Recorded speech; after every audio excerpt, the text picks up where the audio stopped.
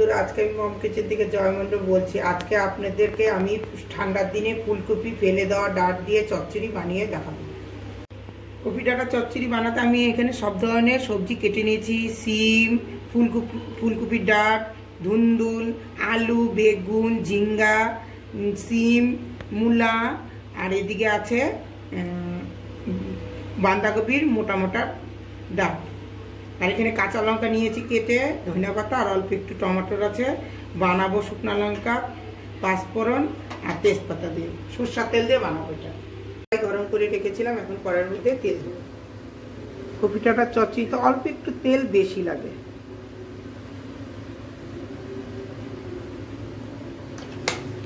তেলটা গরম হয়ে গেছে, এখন আমি তেজপাতা সম্বাদ দিব, শুকনো লঙ্কা, পাঁচফোড়ন সোমবার। পাঁচফোড়নটা একটু কড়া হলে সেন্টটা ভালো হয়।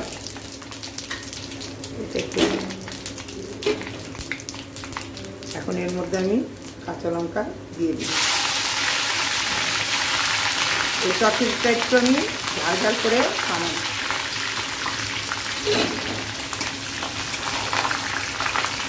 এখন আমি সব সবজিগুলা ছেড়ে দিব।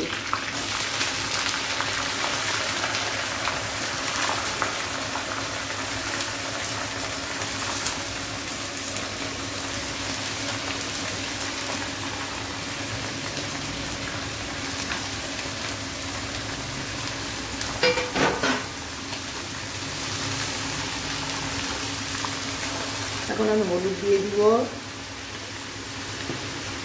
একটু লবণ দিয়ে দেবো। এখন ভালো করে নাড়াচাড়া করে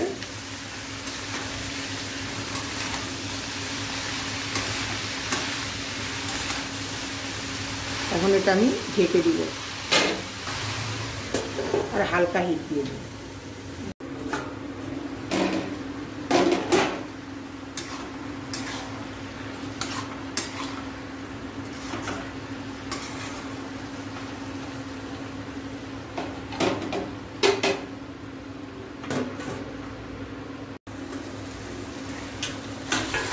এখন আমি এই চচ্চড়ির মধ্যে ধনিয়া পাতাগুলো দিয়ে দিব।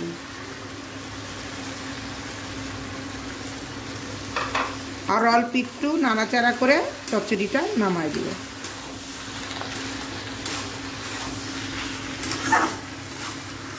দেখুন কপি ডাঁটার চচ্চড়িটা কি সুন্দর কালার হয়েছে। এই চচ্চড়িটা গরম ভাতের সাথে খেতে খুব ভালো লাগে।